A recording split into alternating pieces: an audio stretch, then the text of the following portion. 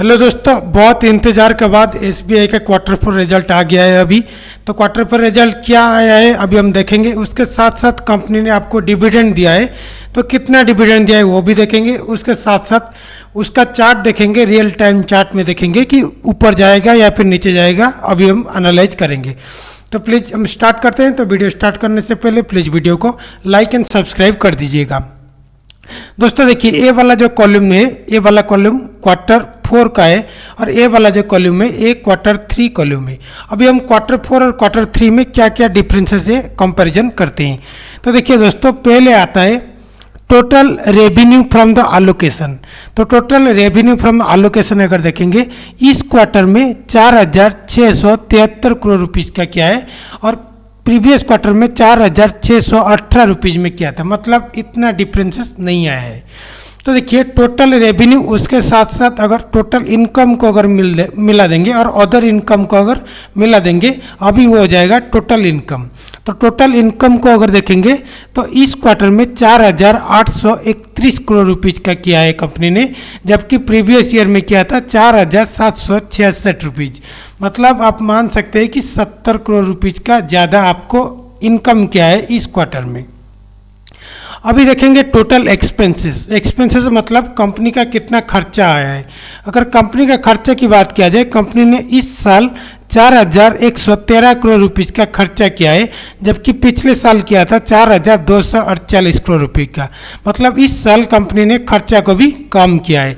अगर टैक्स की बात किया जाए, देखिए टैक्स उसका हो गया 184 करोड़ रुपीज़ का टैक्स दिया है इस क्वार्टर में, जबकि प्रीवियस क्वार्टर में कंपनी ने टैक्स दिया था 134 करोड़ रुपीज़ का।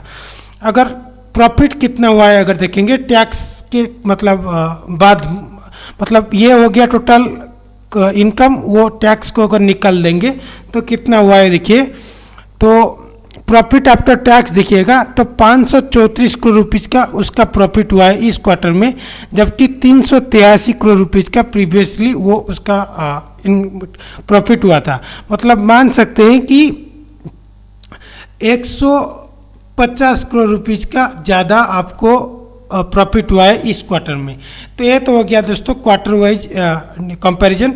और अगर देखेंगे ईपीएस देखेंगे, अर्निंग पर शेयर अगर देखेंगे, प्रीवियस क्वार्टर में था उसका 4.03 पर शेयर आपका अर्निंग कितना था, अगर इस क्वार्टर में देखेंगे तो 5.62 हो गया है। तो ये भी ज़्यादा बढ़ा है। तो ये तो हो गया क्वार्टर वाइज कंपैरिजन। अगर ईयर वाइज कंपैरिजन देखेंगे तो ये हो गया 2025 का कॉलम और ये हो गया 2024। तो अभी हम ईयर टू ईयर कंपैरिजन करेंगे। तो ईयर टू ईयर कंपैरिजन अगर करेंगे, देखिए दोस्तों टोटल रेवेन्यू देखेंगे 18,072 करोड़ रुपीज़ का इस ईयर टोटल रेवेन्यू हुआ है, जबकि प्रीवियस ईयर में था 16,968 करोड़ रुपीज़ का। तो अगर टोटल इनकम के साथ मतलब अदर इनकम के साथ अगर टोटल इनकम की बात किया जाए तो इस साल 18,637 करोड़ रुपीज़ का कंपनी ने किया है, जबकि प्रीवियस ईयर में किया था 17,483।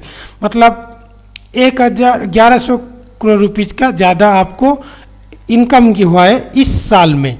तो अगर प्रॉफिट के बात अगर देखेंगे और प्रॉफिट से पहले अगर टैक्स के बात करेंगे तो टैक्स इस साल कंपनी ने दिया है 666 करोड़, जबकि प्रीवियस ईयर में ज़्यादा टैक्स दिया था 823 करोड़ दिया था। तो अगर प्रॉफिट की बात किया जाए तो प्रॉफिट इस साल हुआ है 1,916 करोड़, जबकि पिछले साल हुआ था 2,407। मतलब ईयर टू ईयर अगर कंपैरिजन करेंगे ये घट गया है। देखिए मिक्स उसका रिजल्ट आया है, क्योंकि प्रीवियस ईयर था 2,407, अभी वो हो गया 1,916। मतलब मान सकते हैं कि 450 करोड़ रुपीज़ का घाटा हुआ है अगर इस साल की बात किया जाए। लेकिन अगर इस क्वार्टर की बात किया जाए, क्वार्टर थ्री से क्वार्टर फोर अगर बात करेंगे तो देखिए 150 करोड़ रुपीज़ का मुनाफा हुआ है। तो क्योंकि ज़्यादा लोग क्वार्टर में मानते हैं तो क्वार्टर वाइज उसका बहुत अच्छी रिजल्ट आया है। तो अगर ईपीएस की बात किया जाए तो देखिए ईपीएस प्रीवियस ईयर में था 25.39, तो अभी इस साल हो गया है 20.19 उसका अर्निंग हो गया है पर शेयर के हिसाब से। तो ईयर वाइज उसका घाटा हुआ है, अगर क्वार्टर वाइज देखेंगे तो उसका रिजल्ट अच्छा आया है। तो क्योंकि क्वार्टर वाइज उसका रिजल्ट आया है तो अभी कंपनी ने उसको आपको दिया है डिविडेंड दिया है। कितना डिविडेंड दिया है अगर देखेंगे दोस्तों, तो इंटरिम डिविडेंड वो आपको देखिए, the board of directors have declared interim dividend 2.50 पर इक्विटी शेयर। तो उसका फेस वैल्यू है 10 रुपीज। अगर आपके पास कितने भी शेयर हो वो आपको पर शेयर आपको 2.5 रुपीज देगा।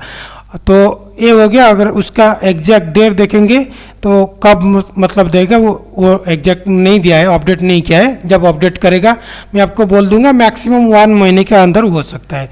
तो ये तो हो गया हमारा टोटल जितना रिजल्ट आया है। अभी हम देखते हैं रियल टाइम में क्या रिफ्लेक्ट होता है शेयर में।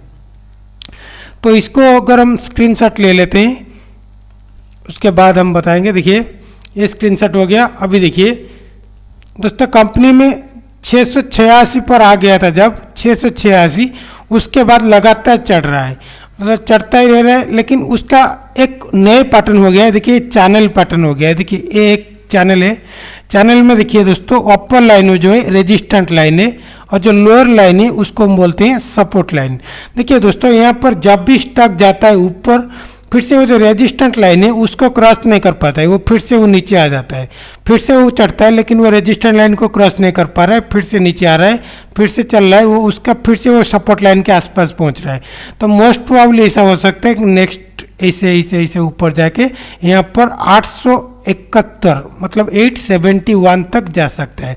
तो अगर आप होल्ड कर रहे हैं तो मतलब 871 के नीचे अगर कोई भी पोजीशन में आप अगर ऑलरेडी है तो होल्ड कर सकते हैं, उसका जल्दी जल्दी आपको रिजल्ट मिल जाएगा। लेकिन दोस्तों इसके एक प्रॉब्लम है कि वो 800 जो है वो 800 में एक सपोर्ट लाइन है, मतलब इस लाइन को अगर तोड़ देगा वो नीचे आ जाएगा, वो नीचे आकर डायरेक्ट वो आ जाएगा आपको 743 तक भी वो आ सकता है। तो इसीलिए अगर आप एंट्री अभी लेना चाहते हैं तो दोस्तों आपको 800 तक मतलब इंतज़ार करना पड़ेगा। तो मतलब 810 जब हो जाएगा तब आप एंट्री कर सकते हैं। तो यहाँ पर हो गया एंट्री। तो 810 जब एंट्री करेंगे तब आपका स्टॉप लॉस होना चाहिए, 800 आपका स्टॉप लॉस होना चाहिए और आपका टारगेट होगा आपका 871। 871 जब पहुंच जाएगा तभी मैं बोल सकता हूं कि क्या होगा या फिर क्या नहीं होगा, उस दिन के बाद ही मैं बोल पाऊंगा। लेकिन प्रॉब्लम उसका ये है कि कंपनी ने डिविडेंड दिया है, कंपनी ने डिविडेंड 2.5 रुपीज़ दिया है। तो 2.5 रुपीज़ का डिविडेंड देने के बाद मतलब कंपनी ने जिस दिन डिविडेंड वो देगा उस दिन के बाद वो कंपनी के जितने भी शेयर जिसके पास है वो सब छोड़ के चले जाएंगे, क्योंकि उनका काम खत्म हो जाएगा। तो जब छोड़ के चले जाएंगे तब क्या होगा, वो थोड़ा डाउन होना स्टार्ट कर देगा। तो डाउन हो के कितना होगा, वो 686 तक भी वो जा सकता है। लेकिन अभी वो ऊपर जाएगा, वो 871 को एक बार टच करेगा, उसके बाद वो फिर से नीचे आके कब क्या होगा वो मतलब बाद में जब मैं अपडेट कर दूंगा उस दिन के निफ्टी या फिर सेंसेक्स देख के उसको देखना पड़ेगा। तो RSI की बात अगर किया जाए, RSI 55.80 है, उसका मतलब है और थोड़ा ऊपर जाने की ऐसे जा सकता है, मतलब वो 70 तक हो जा सकता है। तो मतलब ऊपर जा सकता है। अगर MACD की बात किया जाए दोस्तों, यहाँ पर थोड़ा नोटिस करिए ये वाला में, इसमें देखिए एक रेड लाइन रेड बॉक्स दिखा होगा, मतलब यहाँ पर लगातार 3 दिन लोग बेच रहे हैं, आपको इस शेयर को बेच रहे हैं। तो इसीलिए देखिएगा 2-3 दिन से उसके ऊपर भी प्रेशर आ रहा है। तो क्योंकि उसका डिविडेंड दिया है, शॉर्ट टर्म के लिए उसका थोड़ा प्रॉफिट मिल सकता है। तो लॉन्ग टर्म के लिए वो 871 उसका मेन पॉइंट होगा। 871 जब पहुंच जाएगा उसके बाद ही हम बोल सकते हैं कि ऊपर जाएगा या नहीं जाएगा, क्योंकि 871 को वो 3 बार क्रॉस मतलब टच कर चुका है। एक बार हो गया, एक 2 बार हो गया, ये भी 3 बार मान सकते हैं, तो ये 4th बार हो सकता है। मतलब 4 बार ये लाइन को तोड़ने की कोशिश कर रहा है लेकिन बहुत नहीं हो पा रहा है। इस बार देखते हैं क्या होता है, उसके आसपास जब पहुंचेगा तब मैं बोल सकता हूं। तो आज के लिए इतना ही। अगर वीडियो इन्फॉर्मेटिव लगा तो प्लीज़ लाइक एंड सब्सक्राइब करिएगा। आज के लिए इतना ही।